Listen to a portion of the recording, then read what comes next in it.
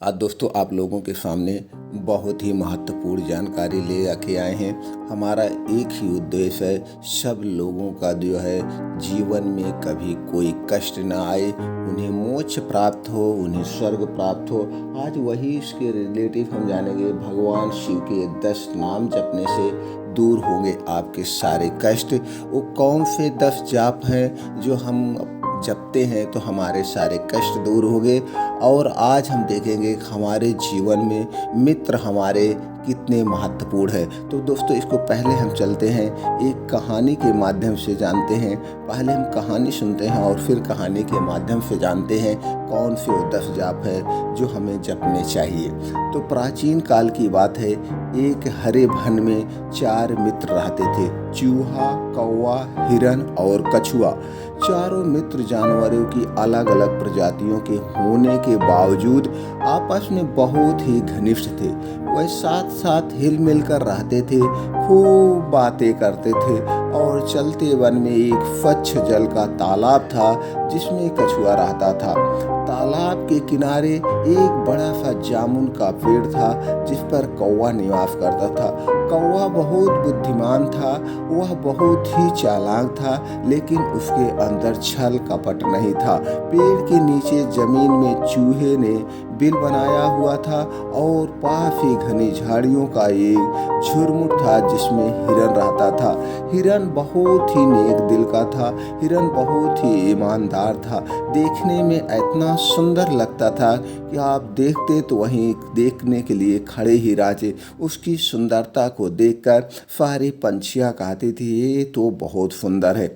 कछुए को छोड़कर बाकी 3 मित्र अक्सर भोजन की तलाश में वन में इधर उधर चले जाते थे, लेकिन सूर्यास्त होने के पहले वह अपने घरों में लौट आते थे। उनकी तीनों की इतनी अच्छी मित्रता थी, उस मित्रता की जंगल में लोग उसकी मिसाल देते थे, मित्र हो तो इन तीनों जैसा और कोई नहीं। तीनों की मित्रता हमेशा एक दूसरे के कष्ट में साथ आते थे, हमेशा एक दूसरे का सहयोग की भावना रहती थी कि ऐसे लगता था कि इतना बढ़िया पूरे विश्व में कोई मित्र की जोड़ी है ही नहीं। एक दिन शाम को चूहा और कौवा को तो लौट आए, लेकिन हिरन नहीं लौटा। तीनों मित्र बैठकर उसकी राह देखने लगे। कछुआ बोला वह कभी भी वन में इतनी देर तक नहीं रहता है, कई बार तो तुम लोगों से भी पहले वो लौट आया है, आज पता नहीं क्यों नहीं लौट आया, क्या बात है। अब ये सारे मित्र उसको सोच सोच के परेशान हो रहे हैं, उसको जंगल में कहीं कोई अनहोनी तो नहीं हो गई, आखिर लौटा क्यों नहीं लौटा। इसी धुन में वो लोग विचार बीमार तमाम मन में बातें आ रही हैं, किसी के मन में कहीं कोई जानवर हमला तो नहीं कर दिया, यही सब सोच रहे हैं। फिर चूहे ने कहा, तुमने बिल्कुल सत्य कहा है कछुआ भाई, मुझे तो लगता है कि वह जरूर किसी मुसीबत में फंस गया है, हमें यूं बैठे नहीं रहना चाहिए बल्कि कुछ करना चाहिए। कौवा बोला, मित्रों जिस दिशा में वह चरने जाता है उधर मैं उड़कर जा सकता हूँ, लेकिन अंधेर घिर चुका है, अब अंधेरा हो चुका है, देखने में थोड़ी सी दिक्कत आ सकती है, नीचे कुछ भी दिखाई नहीं देगा, सुबह पाँव फटते ही मैं उसका पता लगाने उड़कर निकल जाऊंगा। अब रात ज़्यादा हो गई, जैसे ही भोर होता है हम उसका पता लगाने चले जाएंगे, उड़ के पूरा एक एक जंगल का कोना हम छान मारेंगे और अपने मित्र को ढूंढ कर ही लाएंगे। कछुआ बोला, तुम्हारी बात तो सही है, लेकिन अपने मित्र की कुशलता जाने बिना रात को तो नींद भी तो नहीं आएगी, सो नहीं हम सकते, क्योंकि हमेशा मेरे दिमाग में वही बातें आएगी कि मेरा मित्र कहीं बुरे में ना हो, उसके साथ कहीं कोई अनहोनी तो नहीं हो गई है। मैं तो उस ओर अभी चल ही पड़ता हूँ, अब मैं अभी जाऊँगा, लेकिन मैं बैठ नहीं सकता, मेरी चाल भी बहुत धीमी है, तुम दोनों सुबह आ जाना। चूहा बोला, मुझसे भी हाथ पर हाथ कर बैठे रहा नहीं जाएगा, मैं ऐसे नहीं बैठ सकता हूँ, मेरा मित्र किस हालत में है ये हमें अंदर से अंदर खाए जा रहा है। मैं भी कछुए भाई के साथ जाता हूँ। कौवे भाई तुम सुबह आ जाना, अब ये दोनों कहें कौआ भैया तुम सुबह ही आना, हम लोग जा रहे हैं दोनों लोग। इतना कहकर चूहा और कछुआ दोनों हिरन की दिशा में चल पड़े। कौआ मजबूर था इसलिए वह भी वहीं रह गया, लेकिन वो भी फटते ही सुबह होते ही हिरन की तलाश में उड़ चला। अब तीनों लोग उसको हिरन को अपने मित्र को खोज रहे हैं। रास्ते में फिर चूहा और कछुआ दोनों मिल गए। तभी कौवे को किसी के रोने की आवाज़ सुनाई दी। उसने उस दिशा में जाकर देखा तो पाया उसका मित्र हिरन एक शिकारी के जाल में छटफस के छटपटा रहा है और रो रहा है।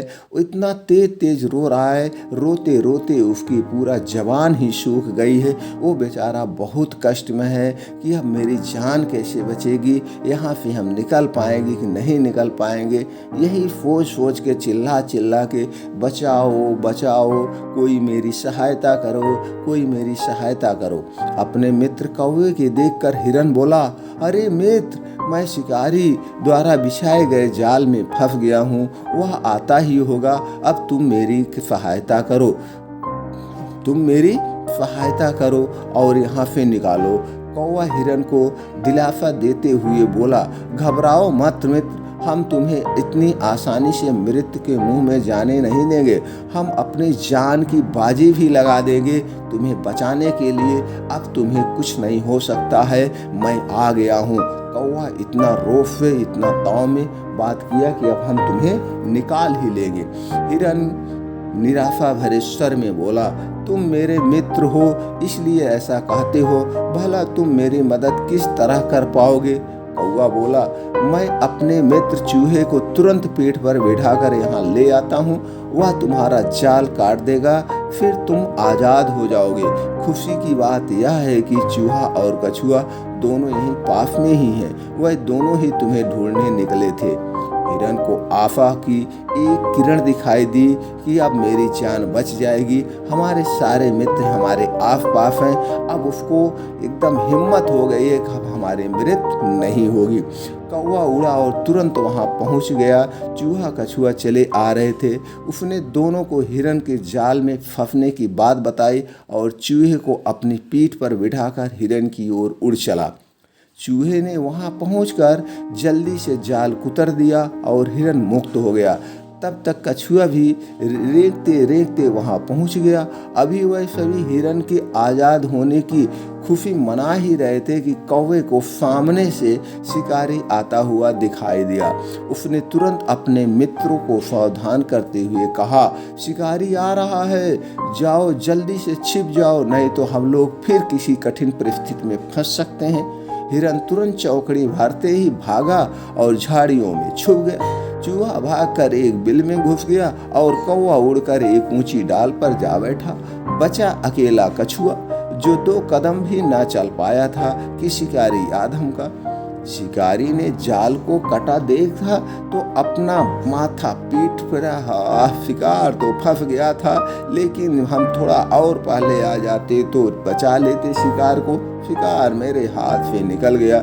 अभी यह जानने की कोशिश कर ही रहा था कि जाल में कौन सा जानवर फंसा है और इस जाल को किसने काटा है। तभी उसे अपने से कुछ ही दूरी पर एक कछुआ जाता हुआ दिखाई दिया। चलो आज बड़ा शिकार नहीं मिला तो एक कछुआ ही सही, यह सोचकर शिकारी ने कछुए को उठाकर अपने थैले में डाला और जाल समेट कर चल पड़ा। कौवे ने तुरंत अपने मित्र चूहे और हिरन को सूचना दी कि शिकारी कछुए को अपने थैले में डालकर ले जा रहा है। चूहा बोला, हमें अपने मित्र को छुड़ाना चाहिए, मगर यह काम कैसे होगा? अब फिर ये लोग अपने तीनों लोग एक मित्र को छुड़ाए ही नहीं थे कि दूसरी परेशानी आ गई। अब दूसरी मित्र को छुड़ाने की योजना बनाने लगे, कैसा छुड़ाया जाए। अब की बार समस्या का हल निकालना हिरन ने उससे कहा, मित्रों, मैं शिकारी के सामने से लड़खड़ाता हुआ निकलूंगा। मुझे लंगड़ा जानकर वह कछुए का वाला थैला रखकर मेरे पीछे दौड़ेगा। मैं उसे चकमा देकर दूर ले जाऊंगा, तब तक तुम दोनों थैले से कछुए को आज़ाद करा देना। हिरन की योजना कारगर सिद्ध हुई। लड़खड़ाते हुए हिरन को देखकर शिकारी की आंखें चमक उठी। वह कछुए वाला थैला वहीं रखकर हिरन के पीछे भागा। अब उसको लगा कि वाह, शिकार तो छूटा था, फिर शिकार मिल गया। ये हिरन लंगड़ा है, इसे तो मैं तुरंत 2 मिनट में पकड़ लूँगा। हिरन लड़खड़ाते लड़खड़ाते उसे दूर जंगल में ले गया और फिर अचानक लंगड़ा कर छोड़कर चौगड़ी भरने लगा। जंगल में भाग निकला। अब वो सोचा कब तक ये लंगड़ा रहा था शिकारी, अब ये कैसे दौड़ते हुए भाग चला है। यही उसकी हिरन की चाल थी। शिकारी हाथ मलता हुआ वापस कछुए वाले थैले की तरफ आया। तब तक चूहे और कौवे ने मिलकर कछुए को थैले से मुक्त करा लिया और सुरक्षित झाड़ियों में छिपा दिया। थैले से कछुआ की गायब देखकर शिकारी अपनी किस्मत को कोसता हुआ चला गया और उसके जाते ही चारों मित्र फिर मिले और हंसी खुशी अपने घर को वापस आ गए। तो दोस्तों, ये मित्रता होती है। मित्रता हो तो कछुए, हिरन, चूहे और कौवे जैसे ये तीनों की मित्रता की वजह से दो बार कठिन परिस्थिति में फंसे और वो निकाल लिए। एक न एक मित्र का कहीं न कहीं सहयोग होता है। यह कहानी में सच्चे मित्र हों तो बड़ी से बड़ी विपत्ति का भी सामना किया जा सकता है। अब हम जानते हैं वो कौन से 10 जाप हैं जिसको जपने से आपके सारे कष्ट दूर हो जाएंगे। कोई कहे भोले तो कोई कहे महेश। महेश के 10 नाम है, भगवान भोलेनाथ के 10 नाम है। पहला नाम है महेश। कोई इन्हें भोले बाबा कहता है तो कोई इन्हें शिव जी के नाम से पूजा करता है। कहीं यह महेश है तो कहीं पशुपतिनाथ हैं। आइए ऐसे ही शिव जी के 10 नाम को आपको बताते हैं जिनको जपने से आपकी सारी समस्याएं दूर हो जाएगी। विशंभर, भगवान शिव का यह नाम उन्हें समूचे संसार के देवता के रूप में स्थापित करता है। अगर आपको नौकरी में किसी प्रकार की समस्या आ रही है या फिर आपकी रोजगार प्राप्ति की दिशा में कठिनाई का सामना करना पड़ रहा है तो आप सावन में भगवान शिव के इस नाम का जाप करके लाभ प्राप्त कर सकते हैं। ऐसा करने से आपकी रोजगार संबंधी सारी समस्याएं दूर हो जाएगी। आपकी नौकरी में कोई बाधा है तो नौकरी की समस्या बाधा दूर हो जाएगी। आपका बिजनेस नहीं चल रहा तो आपका बिजनेस बहुत तेज चलने लगेगा। बिजनेस में कोई अड़चन है तो सारी अड़चनें आपकी दूर हो जाएगी भगवान शिव का जाप करने से। अब दूर, और उसके बाद है दोस्तों महेश। भगवान शिव का यह नाम महा और ईश से मिलकर बना है जो उनके दयालु स्वभाव को दर्शाता है। कारोबार में आ रही समस्या को दूर करने के लिए आप भगवान शिव के इस नाम का जाप करें तो आपको लाभ प्राप्त होगा और आपकी सभी समस्याएं दूर हो जाएगी। ऐसा बहुत पहले से लोग करते आ रहे हैं और कर भी रहे हैं। इसलिए भगवान शिव का जाप करें और अपनी सभी सारी समस्याओं से मुक्ति पाएं। उसके बाद है दोस्तों आशुतोष। भगवान शिव का यह रूप मुख्य रूप से गृहस्थ आश्रम से जुड़े लोगों के लिए है। अगर आपके दाम्पत्य जीवन में किसी प्रकार की कलह चल रही है तो सावन के महीने में भगवान शिव के इस नाम का जाप करें तो आपके घर से सभी प्रकार की समस्याएं खत्म हो जाएंगी और पति पत्नी के आपसी दिशा में सुधार आएगा। तो इसलिए ये जाप बहुत है। अगर आपके अपने परिवार में ऐसी कला है तो आपको भगवान शिव का ये जाप करना चाहिए। विधि पूर्वक अगर जाप करेंगे तो आपकी सारी समस्याएं दूर हो जाएगी। रुद्र नाम का लाभ। भगवान शिव का यह नाम उनके भोलेपन को दर्शाता है। भगवान के इस नाम का जाप आपको दोपहर के बाद करना चाहिए। ऐसा करने से आपकी संतान का व्यवहार आपके प्रति सुधरेगा। रुद्र का जाप पूरा करने के बाद अपनी संतान का नाम 10 बार लें। जब भी ये मंत्र जाप करें उस मंत्र के बाद 10 बार अपने बेटे का नाम लें। जिस बेटे को उसकी उग्र रूप है, उसका दिमाग इधर उधर है तो सारी चीज़ें आपकी दूर हो जाएगी। शिव जी बने नटराज। भगवान शिव के नटराज रूप में हमें उनका नृत्य स्वरूप नजर आता है। यश कीर्ति पाने के लिए भगवान शिव के इस नाम का जाप करें। मान्यता है कि प्रदोष काल में भगवान शिव के नटराज रूप से याद करने से सभी प्रकार की विपत्तियां कटती हैं। इससे आपका मान सम्मान बढ़ेगा और यश प्राप्त होगा। इसलिए इस जाप का आप जाप करें। उसके बाद है भोले बाबा की कृपा। भगवान शिव का यह रूप बहुत ही भोला होता है। माना जाता है कि शिव जी का यह रूप भक्तों के प्रति बेहद दयालु होता है। जलाभिषेक और बेलपत्र चढ़ाने से ही इस रूप की कृपा मिलती है। जितना ज़्यादा शिव के इस नाम का जाप करेंगे उतना ही ज़्यादा आपको लाभ मिलेगा। ये लाभ बहुत आसान है और भोले बाबा तुरंत प्रकट हो जाते हैं, तुरंत खुश हो जाते हैं और आपकी सारी मनोकामनाएं पूरी कर देते हैं।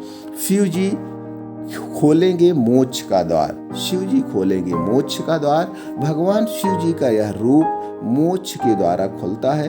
सावन में रोजाना शिव जी का यह नाम जपने से घर में सुख समृद्धि आती है और घर परिवार के धन में वैभव की वृद्धि हो जाती है। इसलिए अब मोक्ष को प्राप्त करने के लिए, स्वर्ग को प्राप्त करने के लिए भगवान शिव जी का ये जाप करना चाहिए। पशुपतिनाथ, भगवान शिव का यह रूप मानव के साथ पशुओं की रक्षा करने वाला माना गया है। पशुपतिनाथ को केदारनाथ का आधा भाग माना जाता है। नेपाल की राजधानी काठमांडू में भगवान पशुपति का बहुत ही भव्य मंदिर स्थापित है।